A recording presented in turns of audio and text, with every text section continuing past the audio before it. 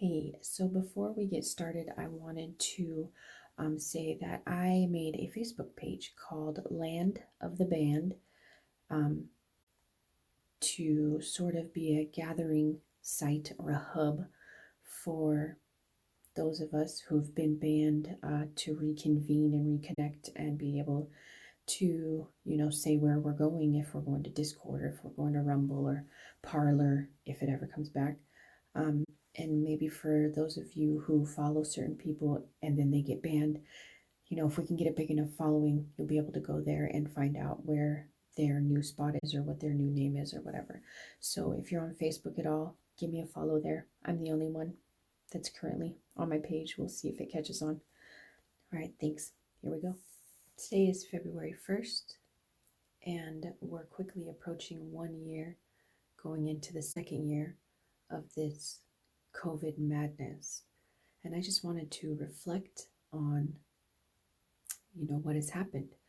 And it's crazy to have experienced this in real time and to have witnessed the erosion of our inalienable rights, of our freedoms, of our mentalities, of our economy. And I just wanted to reflect on that. I think that most of us, in the beginning, we all saw these videos coming from China. People were dropping dead on the streets, and then people were being kidnapped off the streets and thrown into these, we don't know what, taken we don't know where. The people were having their apartment doors welded shut so that they had to stay in, and they're being taken off the streets and out of their homes, forced out of their homes. They're screaming in the back of these trucks. And I remember thinking, thank God I live here in this country. Thank God I was born in this country where that could never happen. And none of us ever thought that could ever happen here. And we were all in shock watching this happen over there. So then we were all told that this terrifying virus had actually reached our shores. And I, like many people, pulled my kids out of school before schools closed. I was making masks before they were a thing, but like real masks. And we were preparing for this terrible, terrifying virus that had people dropping dead in the streets. Like I was expecting to open my front door and, neighbors walking by and then just fall down and die on the sidewalk or something. Then work stopped. My restaurant, my casino, everything closed. Everybody was told to stay home. We were told to stay home, stay safe for 2 weeks while they flattened the curve, because they didn't want to overwhelm the hospital system because this virus was just too much. And I think that most reasonable Americans went along with that. This is crazy, it's unprecedented, but we don't want to overwhelm anything. We don't want people to die. We're reasonable human beings, so we just went along with it out of fear, I guess. And just caring about our brothers and sisters and neighbors and stuff. That's why most of us went along with it. I wasn't really afraid, but I was preparing. 2 weeks quickly turned into 2 months. And like a lot of people, I used that time to start researching. I've always been a researcher since before the internet was even a thing, when you had to research in a library. But we all started looking into it and seeing these numbers and seeing and hearing the reality of the situation, and realizing fairly quickly that maybe this isn't exactly what we were told it is. But most of us still just kind of, went along with whatever. And then, we kind of got this reopening, but still these, measures. And one by one, we've just sort of sacrificed our freedoms.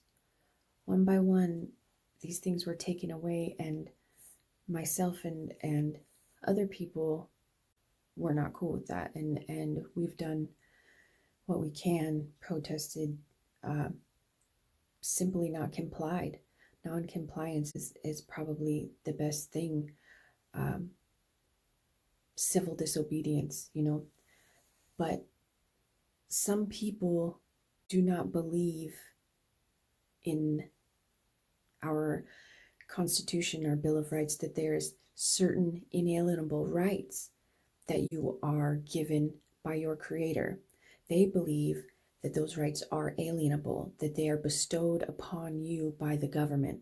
And I disagree with that wholeheartedly. But it seems that the majority, or at least those in power, believe that these rights are not inalienable, that depending on the situation, depending on the circumstance, that's when you get these rights.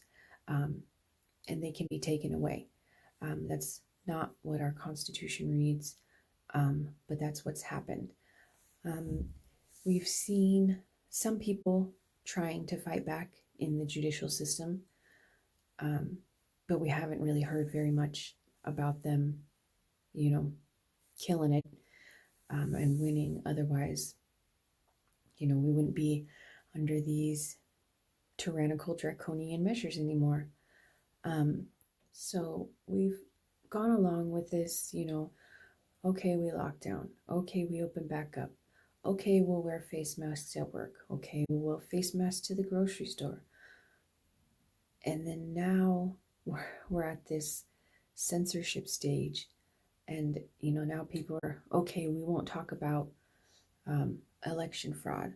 Okay, we won't talk about the actual, statistics behind this virus. Okay, we won't talk about prophylactic medications that stop this virus dead in its tracks. Okay, we won't talk about medications that stop the transmissibility of this virus. Okay, we won't talk about the fact that the vaccine does not stop transmission. Okay, we won't talk about, how the left is unbelievably hypocritical when it comes to these protests and violence and whatnot. Okay, we won't talk about the fact that these politicians are trying to impeach a president for something that's just ridiculous. They took the president's speech off the internet because they don't want you to see that he did not say these words that they're saying he said. They're saying he inferred this, that you have to read between the lines and whatnot. That's not true. You can read anything in between the lines. You can't then read in between the lines and say that he incited an insurrection. An insurrection, that's a big, big charge, and you better be able to prove that shit. Otherwise, so we've just given up our freedoms, and a wise man once said, those who will give up their freedoms to obtain security deserve neither freedom nor security, and that's where we're headed. We're going to have neither. And that's what I see. I think now probably the next step, I don't know about historically, I'm actually going to be researching that today. Historically, when an empire falls, or when a nation fails, what the steps are. I'm sure there's steps that are there, and I'm going to look into them. But I think probably the next step is our economy. Our economy has been trashed, totally trashed. Everybody knows that. There's probably hundreds of thousands of businesses that are out of business now. Families that have lost everything because of the draconian lockdown. So those families are now going to be dependent upon the government, for help. Everybody, is got their hand out now to the government for help.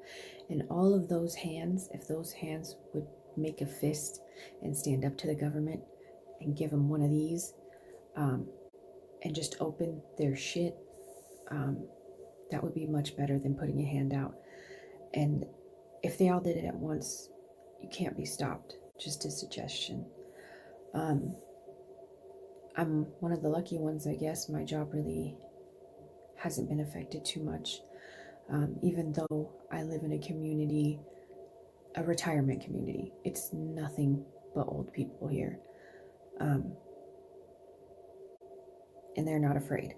So, anyways, I got off topic here. So we've killed our economy, and we're spending, billions and trillions of dollars trying to rescue people and, testing and vaccines and all this shit. I can't help but see that the next logical step is just a collapse in the dollar, collapse in the economy. Yeah, so that's what I assume will happen next, and it's just been crazy to watch it in real time, to experience it in real time. It feels like, you know, how quickly and we've gotten from where we once were to where we are right now, even though it feels like it's something that should have happened over a decade. It's just happened in 1 year, and I'm a little disappointed in us, I guess, that we let it. I assume that most people like me have experienced, dealing with people who you can't even believe their mentality. You're like, dude, how can you even think like that? How does your brain even work like that? What are you, how do you see that way, or how do you feel that way, or how do you think that way? It's so hard sometimes to understand where somebody's coming from, or how they can believe what they believe. And also how, some people just adamantly refuse to hear anything they don't want to hear. I hear shit I don't want to hear every day. Sometimes I learn something, sometimes I laugh. But I'm always willing to listen, and I hope that all of you are always willing to listen, even when it's something that you don't want to hear. Sometimes you need to hear some shit you don't want to hear. Sometimes you need to hear that you are wrong. I think a lot of the continuation of the lockdowns and the continuation of our kids not being in school, in spite of the evidence that has mounted over the last year, and in spite of science and math and just everything, a lot of this continues because people are not willing to admit that they were wrong, and they're too prideful to say, we overreacted, or this isn't working, or whatever. They're too full of pride and an unwillingness to be wrong, to fix what has happened. And I think that between that and politics, that's basically how we've put our country in the shitter real quick.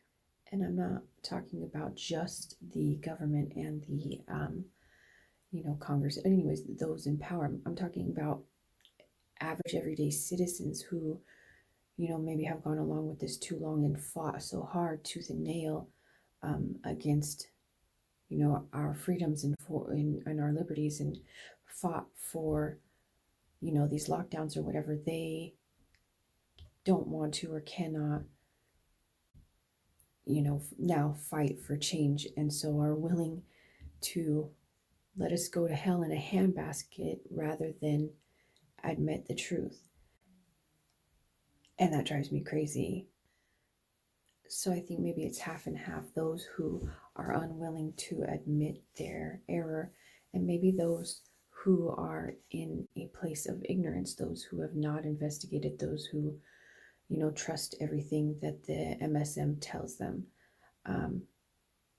to be an absolute fact. So for those who have blindly skipped along this trail, trusting that your government has your best interest in mind at all times, there is plenty, especially recently, now that Joe Biden's in office. There's a ton of research coming out that's very clear that the PCR testing has not been done properly, that the CDC has not counted the deaths properly, that the overall mortality rate has not increased, that there is prophylactic measures you can take to avoid getting the virus, that there is treatment options once you get the virus, and you should not die. That the majority of people that have died have had 2.6 other comorbidities and have been over the age of 70. That the children are basically not susceptible to illness when it pertains to this virus, and also that they are not spreading the virus pretty much at all.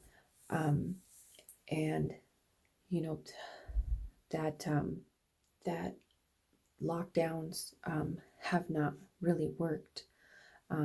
That there's basically no scientific evidence whatsoever to suggest that restaurants and bars are areas of massive transmission to warrant them being shut down for a year. There's just no science behind any of it, and all of these things are out in the open very much now. You don't even really have to search for them. You can Google the shit. So I really hope that people are able to help educate their family and friends by spreading, verifiably true, actual, factual evidence and science. Cite good sources. Send people on the right trail. The internet is a cool thing because no matter what you're into or no matter what you believe, you can find something or somebody that's going to affirm your belief. So it's not the wisest thing to just be like, oh, this is what I believe in, and this confirmed my suspicion. You really have to research. That's what research is about. And if you are not researching, then you should have a source that is researching, and then maybe piggyback off of their research. But you can't just have a belief and search for it and then oh, okay, this is what I believe, this person said it's true, then it's true. That's not really how it works. And that's just not how it works. So you win some, you lose some. But right now we're losing in a way that I don't think this country has ever lost before. Right now, if I don't know about you guys, but my news feed has been mind-blowing. Like, what in the world? Every single day, I'm going through my news feed and I'm just like, holy shit, dude, what is this world going to? It's insane. It's absolutely insane. I read crazy stuff all day, every day. Yeah. So I don't know. This started as a reflection, and I have digressed, obviously. But reflecting over the last year, I think all of us should do it. Sit down and reflect and tell me what you see, tell me what you hear, tell me what your heart tells you. Because my heart tells me that it's not over, and that we haven't seen the worst. And I'm not trying to be like a Debbie Downer. I just, while it's hilarious to me that all of a sudden California is reopening, and Wisconsin and all these places who have been just anti business are now reopening, 12 days into Joe Biden's presidency. Just seems a little suspicious, but that's, who knows? But so that seems like a good thing, but I don't know if our economy can recover. I'm not an economist, but I understand money, and I know where money comes from, and I know you can't print money out of nothing forever and keep your economy going, and you can't have trillions of dollars given to the American people when they're not working, when we're not making anything, when we're not doing anything. And I know that even if we reopen, so even when we reopen, it's going to be a long haul. I also am aware of our climate, global warming, climate change, geoengineering. I think that we are, and it's not just me, we are in for a very rude awakening. we're going to have food shortages. So I really hope that everybody's prepared for that. I'm not as prepared as I'd like to be or as I need to be, but what are you going to do? Anyways, I hope that everybody prepares for that in one way or another. I don't know. I hope I'm wrong. And I hope that, Joe Biden's just the best president ever since he got so many votes and he can dig us right out of this hole. And speaking of the presidency, in the first 12 days in office, this dude has, I mean, everybody knows that he stopped the pipeline. He reversed abortion, the Mexico City thing that he's going to go back and continue or reestablish funding for abortion clinics and those who promote abortion and family planning. He, he took away the governors, the brakes on budgeting, spending. He opened our energy panels. He unprotected our energy panels from foreign whatever enemies or whatever. He's put women and girls in the very uncomfortable position of having to compete against boys in the name of equality. And I hate to break it to all of the feminists out there, but men and women were not created equal. We're not equal. We're not the same. Women can have babies. Men can't. See how there's a difference there? Men traditionally are stronger, bigger, and faster than women. Okay? I'm not saying all men and all women. I'm just saying traditionally and probably overwhelmingly statistically. That's a fact. Women are, prettier and softer skin and, more caring. It's testosterone versus estrogen, and we're not equal. We're not the same. We're two different things. But yeah, so he has, in the name of equality, decided that, I don't know, I guess boys can be on girls' basketball teams now, and men can pee in women's bathrooms, and women can pee in men's bathrooms, and anatomy be damned. Everybody can just go everywhere all willy-nilly, which it sounds good. Like I understand maybe how someone could fuck that up in their head and think that that's a good thing.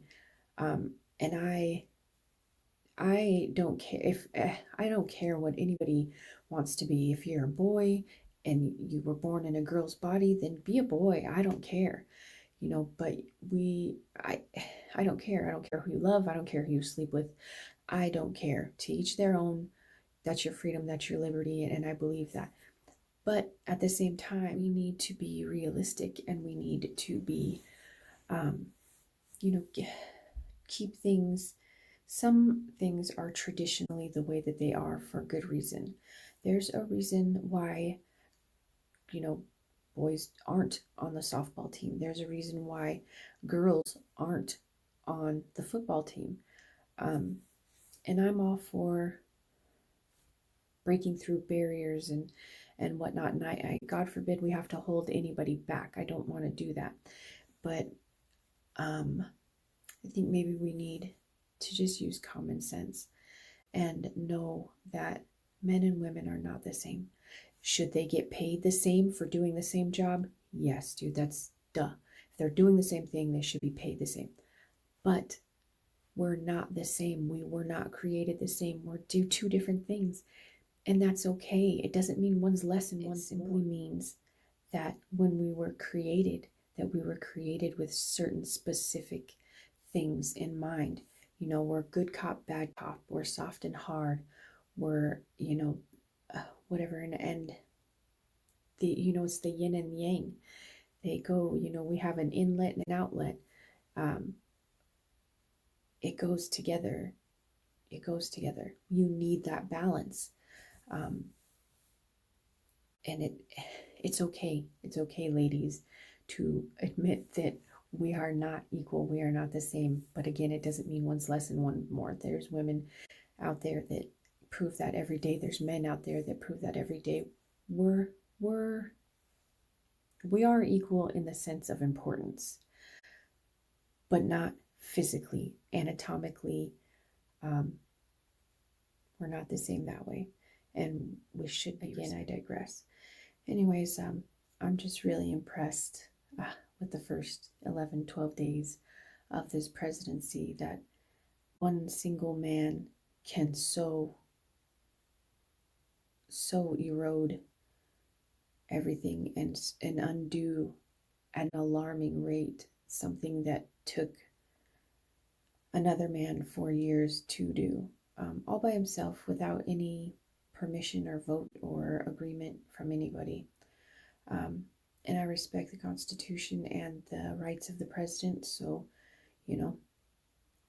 I just sit back and watch. But it is crazy that this dude is doing this. And then, have you guys seen the video where he's like, I don't know what I'm signing here. Her signs anyway. What the fuck? So that's interesting. Anyways, this has gone on for far too long now. And if you're still with me, thank you very much for listening to me rant. And I would love to know what you think or how you feel or whatever, and how you have viewed this year, coming up on the second year, and maybe things that you have done or things that you want to do in regards to all of this, or why you agree or disagree with these things, how you feel about Biden. I would love to hear what everybody else is thinking and what everybody else is feeling. Also, I started a Facebook page called Land of the Band, just so that maybe people that have been banned from everything have a place to go and kind of congregate and find a new place to go. So if you use Facebook at all, which I really don't, but I decided to kind of get back on it, I guess, and create this, and I'm the only one on there right now. Go check it out, Land of the Band, on Facebook, and join that little area, so that way we can start to get a gathering and have a place to meet when you get banned, or when your favorite person gets banned. We'll be able to refollow them because we'll know where they're going. And I'm trying to avoid posting anything controversial or whatever, because I don't want to be banned from there too. So yeah, thank you, and God bless, and make a video, hit me back, comment, whatever. Take care, guys.